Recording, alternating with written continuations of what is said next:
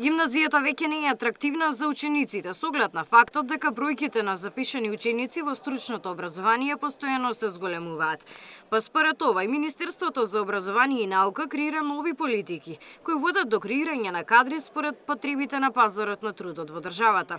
Уписите се во тек, а конкурсот предвидува место за 27.600 нови средношколци. Од нив има 7.900 слободни места во гимназиите, а во средно стручно дури 18.000 места.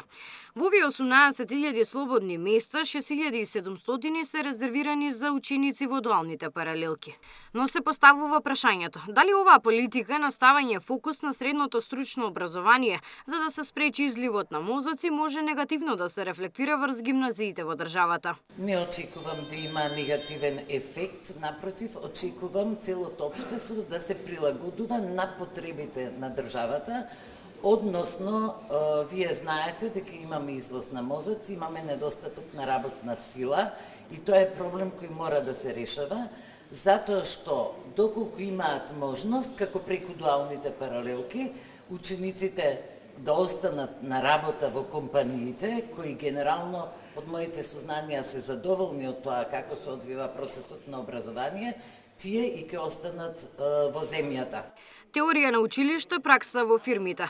Досега над 550 компании се понудиле да обучуваат средношколци, кои ако се покажат во добро светло, откако ќе изучат им нудат можност за вработување. Се зголемува и бројот на компании, над 550 компании веќе се активно вклучени. По завршување на конкурсот ќе видиме уште колку други ќе се вклучат.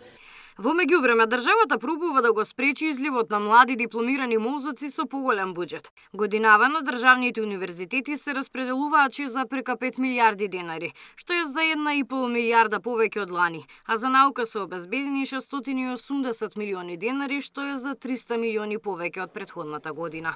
Габриела Лескова, Сител телевизија.